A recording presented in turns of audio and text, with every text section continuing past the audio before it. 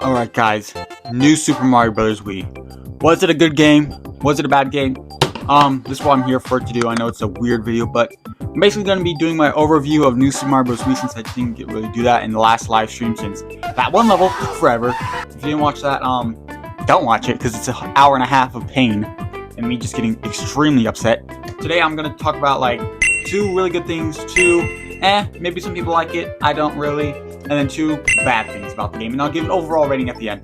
The first two really good things, the characters and like the enemies are all the best things to come out of this game. Not only letting us play 4 people at once, but also giving us opportunities for all these new enemies and just all these new enemies that came back from like maybe Super Mario Bros. 3 or even Super Mario World. There's a wide cast of characters in general, and the whole new introduction of Koopalings has supported Super Mario Brothers throughout their whole cycle ever since then. Like they've been in almost every single game. They've been in Mario Kart. They've been, I think, in a couple sports games. They've been in, I think, a party game, maybe. I don't know. I'm not super familiar with those. But they brought a lot of things into the series that are now like consistent things from these games. And the second big thing that I really like about this is the nostalgia. The nostalgia is incredible because I remember playing this a lot when I was a little child and with my siblings. I never beaten this. I only ever got to World 2. So thank God we finally got past that because I've never had to play this game again. But I really love how nostalgic the music, the soundtrack, just all brings back like memories. It's like that one Ratatouille video, if I ever meme. Now for the two things I kind of like, but also don't really like, the overall repetitiveness. It can definitely get repetitive sometimes. It's fun for like the first couple worlds, but after a little while, like it gets repetitive. Like you see, oh, it's grasslands with Goomba or water levels with water Cheep-Cheeps. Maybe they throw in something new, but it definitely gets repetitive after a while. I think it's just the new Super Mario Brothers series, like in total. After like this game, it gets really repetitive, but it's not that bad. It's not that bad for a Mario Brothers game, but it definitely gets repetitive. Another thing, level design, because it really ranges from like super easy to extremely hard for no reason. And I get, there's supposed to be a challenge. I want a challenge, and that's what I love about these games, is there's always a challenge. But some of them are just like, why did you make that? This is not, it's like, there's a difference between gimmicks and just a poorly made level. Gimmicks, obviously, if you don't know, it's like the weird, quirky, funny thing about it. Like, oh, there's rising platforms on this level. Oh, there's gonna be Goombas pouring from the sky. Sometimes they push those gimmicks way too far. And I get that's Mario's whole thing is gimmicks in each level.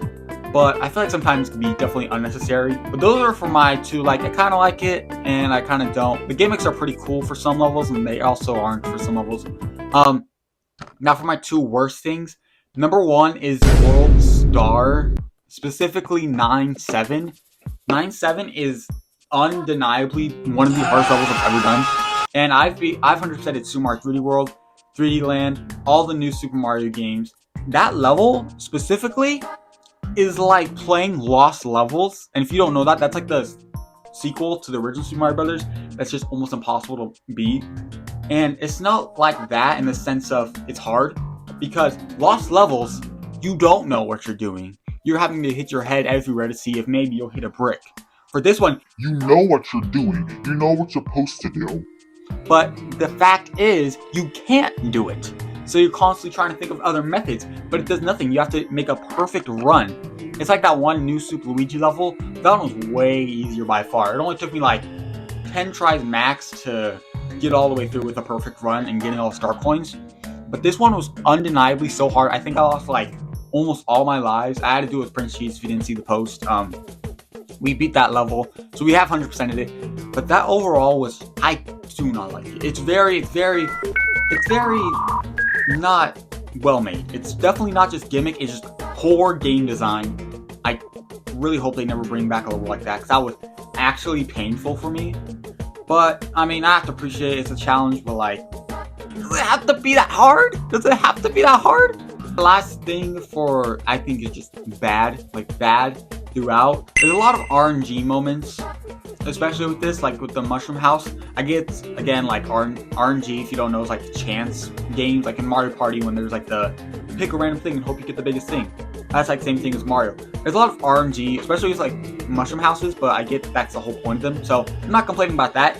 It's just pure levels. It's like you gotta make. There's some times where there's question blocks, and they will not have it for like the whole game. Or there's some levels that just do not have checkpoints, and it doesn't make any sense. It's just a lot of RNG. Sometimes some things pop out of cannons randomly.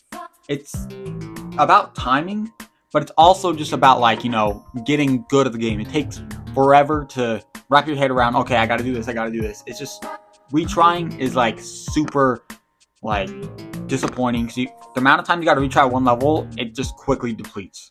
It takes the fun away from that one level, which I think in total is what I'm talking about. Is just retrying a specific level tears down the whole thing. But yeah, I guess that's my final thing. But for an overall review, this is definitely one of my favorite games, probably top 10 ever. Just for nostalgia, childhood, and honestly, like all good things I said, there's more good things. Those are just the top 2 things. I only have those 2 bad things, and I kind of like. I've got a couple of those, but I've got a lot of things I love about this. Overall game, it's great. I'd recommend it to anybody. It's definitely like on the all-time Mario games. Honestly, I'd have to give it like a 9. A 9 almost to like an 8. The reason why is obviously just for those few little tidbits that are annoying, but a great game by far. It is very, very good. I'm looking forward to play some more Mario games. I think Mario World, I think I should start playing soon. Or Mario Kart World, because I will be getting a Switch 2 as soon as they're in stock finally. And then I'll be doing a new Super Mario Bros. U Deluxe Nuzlocke, which I'll explain more maybe in a short or another video. But yeah, that's my review. I think a 9 is a perfect place to put this. It's not 100% perfect, but it's the closest you're going to get with probably the new Soup series.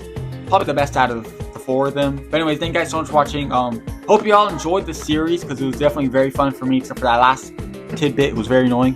Shoutouts to Prince Cheese, or Just Cheese VR. Go check out his channel. He helped me.